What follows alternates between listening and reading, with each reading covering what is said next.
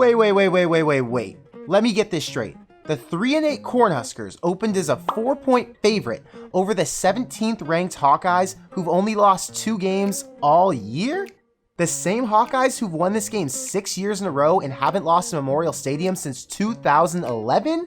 Did Vegas forget that Nebraska's about to break the record for most one-score losses in a single season? Yes, I know that Nebraska matches up great with Iowa and probably should win this game, but is Nebraska finally ready to stop giving mediocre teams free wins? To all our loyal Hawkeye subscribers, I still love you, but this week is Iowa. Today I'm diving into some college football news around the country, and I'm going to break down this Iowa-Nebraska matchup to try and predict who wins this one.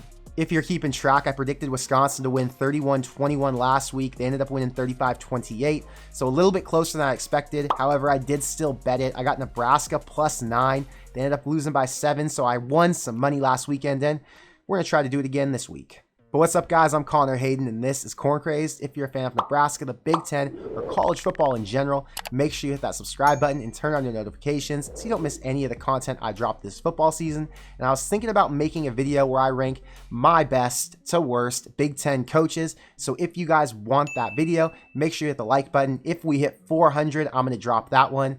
With all that, let's jump into it. And Martinez looking for the pylon. He's got a touchdown. Taylor Britt. Game-changing touchdown, the pick six. I was surprised to hear Austin Allen come out and say in a press conference today that he is undecided on his future, whether he's going to come back to Nebraska next season or head off to the NFL. I think a lot of people were surprised by that because he's accomplished so much, especially this season. You look back to this weekend against Wisconsin, over 140 yards receiving, and he's a real weapon, and he's definitely going to be someone who can play in the NFL. The problem is there are a lot of great tight ends in this class. This is actually one of the best tight end classes in recent years. And in a lot of rankings, Austin Allen doesn't even cross the top 10 tight ends. So if he's not a top tight end, where does he land in the draft? 6th round, 7th round? If he doesn't feel like he's accomplished everything he needs to accomplish at Nebraska, and he doesn't feel like he's going to go in the top 3-4 rounds, why leave? You're going to get a lot more money if you stay this next season, have a great year again, because he had a really good season this year, 500 plus yards receiving. Have another good year, all the hype will be on him next season because he'll be one of Nebraska's best players returning on the entire roster. So if you've got all that hype and momentum, you end up being a 2nd or 3rd team Big Ten tight end this season. Next year, you're going to be able to be a 2nd, maybe 3rd round draft pick. You make a lot more money being a 2nd or 3rd rounder than you do being a 6th or 7th rounder. So Austin Allen's got a tough decision to make coming up, but it does look like there is a chance some studs could be coming back, and he would be one of them. And while a guy like Austin Allen could end up leaving, you've got plenty of options to replace guys with in the portal. Today it was announced that Eli Ricks, who's a former 5-star starter at LSU, decided to put his name in the portal. I'm sure he's going to Ohio State. But the point is, there are going to be a lot of guys in the portal now because you have so many big-name schools getting coaching replacements. And when you have all those replacements, some of the players don't feel like they fit, they're going to move on out. Looking at this list of schools who still has to replace their coaches, you've got Florida, USC, LSU, TCU, Washington, Virginia Tech, and more of those are going to open up. So you're going to have a lot of guys who are 3 stars, 4 stars, even 5 stars who are going to move on to other places. And with this new eligibility rule where guys can transfer, I think we're going to see a lot of opportunity for Nebraska to go and fill up their recruiting class with guys who have a little bit more experience. Now moving over to that offensive coordinator slot that Nebraska's trying to fill, it was finally announced today that Dan Mullen will not be coming back to Florida. They fired him after that tough loss to Missouri last week. Now look, we've been talking about this for weeks. We knew it would happen and we were really hoping it would, so he might be an option for Scott Frost to go after. Look, the guy is not a good head coach. He's not a good recruiter. He's not that good with the media, but he does know how to coach quarterbacks and he does know how to run an offense. Now, whether or not Scott Frost would look at him as a potential candidate, or even if he would be interested in coming to the Big Ten since he's an SEC-rooted guy, I do think it would be a very intriguing hire, and it would make a big splash in recruiting. Now, Florida's list of top potential head coach replacements for Dan Mullen is actually pretty interesting. You've got Bob Stoops, Lane Kiffin, Dave Clawson, the guy from Wake Forest, who is kind of a one-year wonder, it looks like, Dave Aranda, Luke Fickell, and the man who now leads, Billy Napier from Louisiana Lafayette. With all this talk about Mel Tucker up for a $96 million deal, if he chooses to stay at Michigan State, which all signs are pointing that he is, LSU's going to have to get a coach. And do you think they're going to want to let the best coach in Louisiana, in Napier, leave to go to Florida, where he could end up recruiting that state so well because he's already been there and had success recruiting it. You think LSU wants to lose him to Florida, their rival? I don't know about that one. I think these two schools are going to put up a fight to see who can land him, but I think he's the hottest coach right now in the South, and whoever has the better offer and more money will probably end up with him. Another hot name in the offensive coaching world is Sonny Dykes and his offensive coordinator, but it looks like Sonny is up for the TCU job now, and he'll probably get hired there. He does have a past working there, I think, as an analyst or a coordinator, so Sonny Dykes and his staff are probably off the table. But if you guys want to get all the information as I hear it, you can follow me on Instagram at corncrazed. I drop all of the latest news that I figure out, any rumors I hear, people I talk to. I put it all in the Instagram story, so make sure you're following the Instagram if you want to get the latest updates that I have for you before I put them in the video. But now, let's jump into this Iowa game preview. If you would have asked me yesterday how this game was going to go, I would have given you a confident explanation about why Nebraska would cover the 4-point spread and probably end up winning this game at home by 10 points. But this morning, Scott Frost made a very questionable move and announced that Adrian Martinez will not only not be starting, but he will be ending his season this year because of a shoulder injury sustained in that Wisconsin game. It sounded like he fell on it funny. He heard some clicking. He still decided to fight through it in the second half. That's the reason why he threw that weird pick that none of us understood, the like 7 yards off target pick. Point is, Adrian is done for the year. He'll be having shoulder surgery. We'll figure out if he's coming back in a later video. But Logan Smothers was announced to be the starter this week, and this will be his first career start.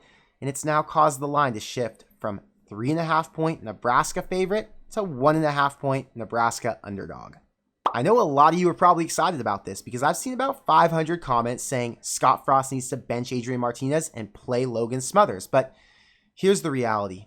The grass isn't always greener on the other side, and I'm not too confident in Logan being able to get it done. Adrian and Logan are very similar in play style, and we know that Logan is just as fast or maybe even faster straight line speed. But is he as much of an escape artist? Because to be successful right now in this offense, you have to be able to escape.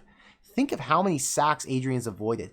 Think of how many broken plays have come down to Adrian having to throw it up to a guy deep on 4th and 2 like Austin Allen, and he had to make sure he could get to that point.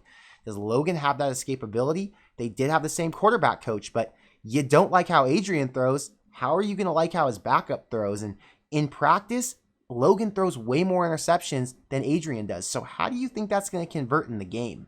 What many have failed to see is that Adrian's failures have not fallen completely on his shoulders. He's played behind a very inconsistent line, no offensive tackle help. He has no run game. There hasn't been a run game at Nebraska since Divino Zigbo back in 2018. Adrian has literally been the entire offense. Oh, and he's been the entire offense and led them to the number 17 total offense ranking in the country. You think Logan can go and put the team on his back like that in his first start ever coming against Iowa, who has a pretty nasty defense? This game is going to be a lot.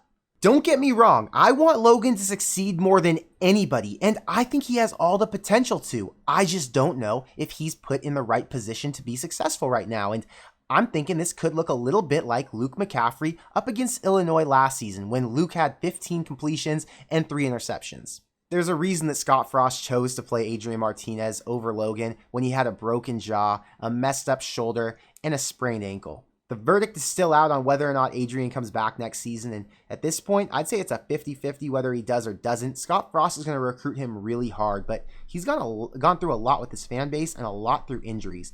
Fans have not given him much love. There are times when they do, but there are a lot more times when they don't, and it's a harsh environment. And he's had all these injuries, a knee in high school, 2 shoulders in college. He's going to have at least his third surgery that I know about. So I don't know if this would be a right fit for him if he wants to come back, or if he's going to say, look, I can go to a school that's already built and ready for me to step in. You got an offensive line, you've got a running game. I don't have to be the entire offense. Maybe that's a better fit for him if he wants to go and play one more year.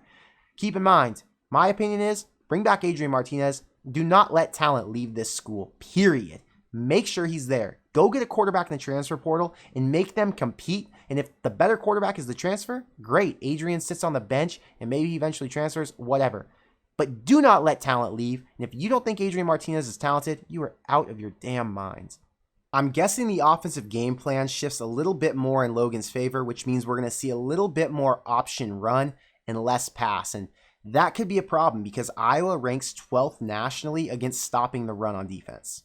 And Frost letting Ferentz know that he's not going to play Adrian this week means that Ferentz can now scheme to just stack the box and go max pressure and stop the run. Two other notes we got from the presser is that number one, Ramir Johnson, the starting running back, will not be playing again this week, which is obviously a problem. But number two, they do get back Jaquez Yant. Scott Frost said he was available last week, but decided not to play him. It sounds like he missed practice or something. This week, he will be back in the fold, and I'm sure they've got him in the game plan, which is crucial because Nebraska needs a power back to be able to go along with this struggling offensive line. If they can get a back who can fall forward for an extra 1 or 2 yards, that's really going to be beneficial for Nebraska, getting closer to converting first downs and eventually getting towards the end zone. My guess is that Scott Frost is going to absolutely let Logan throw it. I just don't know how much he'll want him to throw it, because if Nebraska gets in a position where they're throwing a lot of picks and Iowa's getting a lot of turnovers, it's going to be a real struggle to be able to keep the defense fresh and ready to stop Iowa all game, as we've seen in all the rest of the games this season. One reason I was so optimistic about Nebraska scoring a lot of points this week is because Iowa's pass D has slipped quite a bit ever since they sustained a bunch of injuries in their defensive backfield. Keep in mind, Nebraska's been one of the top big play offenses in the entire country thanks to Allen, Teray, and Martinez. But can Smothers keep on pace with that? Let's go through Iowa's injuries. We'll start off with starting corner Matt Hankins. He's not going to play. Then you've got starting safety Jack Corner. He sounds pretty unlikely. Then you've got backup corner Terry Roberts, who's missed the last 4 games. He's probably not going to play. This tells us Iowa's weak point is their pass defense. They're stronger in the front 4. So if Nebraska can find a way to exploit them, fantastic. Here's the problem. Nebraska's weak point is their pass offense this week. With a backup quarterback and a struggling offensive line, I'm giving the edge to Iowa and saying that they're going to be able to generate pass rush and probably force some turnovers out of Logan Smothers. Now on to the special teams matchup where the opponent always wins. Iowa is ranked number 15 in kick returns. Nebraska is ranked number 123. On net punting yards, Iowa ranks number 26. Nebraska is number 108. Oh, and field goals. Iowa's kickers 100% for extra points, 86% for field goals. And Nebraska's kicker, who they swapped out for Connor Culp, Chase Contreras, is 100% on extra points, but only 50% on field goals. I saw a tweet today that said Nebraska's special teams has directly cost them 44 points this season.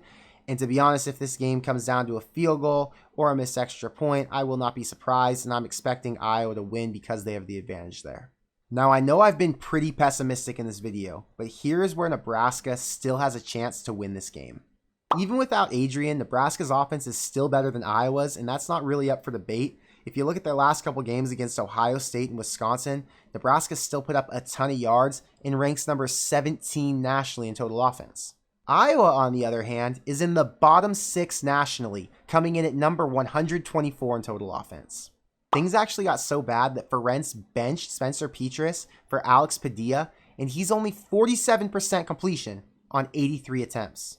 Their running backs only average about 4 yards per carry, despite having a solid offensive line and running the shit out of the ball. But that didn't really matter last year. Tyler Goodson ran for 3.7 yards a carry on Nebraska, 111 yards, and Iowa still found a way to win that one by 6.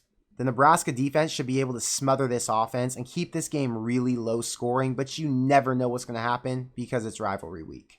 Now here's what I think is going to happen. I think Nebraska's offense is going to lack an identity, and I think they're going to try to run the ball early, and I don't think they're going to be very successful. If they cannot get a run game going, they're going to have to pass, and when they have to pass, Logan Smothers is going to be a bit confused because there will be pressure, there will be a unique scheme, and this Iowa defense is not new to creating turnovers. If they get a couple turnovers off Smothers, they're going to be in plus territory, and all they've got to do is kick a field goal. This is where special teams comes in handy. When you got a kicker who can make 8 or 9 out of 10 field goals, he's probably going to drain a couple easy ones against Nebraska, and 6 points might be all they need. This Nebraska defense is going to be able to stop the Iowa offense from moving the ball very well, but can they create turnovers? I don't know how much Iowa's going to throw it. They're probably just going to try and run it and play to beat Smothers. All you have to do is put pressure on this new quarterback, find a way to get him uncomfortable, and create some turnovers, and you win the game. The Nebraska scoring and red zone offense is not good. It has not been good all year, and as long as you make sure that he's not getting towards that end zone, they're going to really struggle to get any points on the board. Contreras is 50% on field goals this year. If Scott Frost has to go for any deep ones, he might consider it because he has a quarterback who's a little bit less experienced. But can Contreras make those long field goals? Man, I could see this game being a 9-3 win for Iowa, similar to that Michigan State game a few seasons ago in the snow. All Iowa's got to do is control the clock, control time of possession, and they'll probably win this one. But I want to know what you guys think. Do you think that Logan's going to come out here fiery, experienced, and excited? Or do you think he's going to come out timid and a little bit nervous because he's playing against such tough competition? I'm really hoping he comes out excited and plays to win, but who knows what's going to happen. But I'll see you guys in the next one. Go Big Red.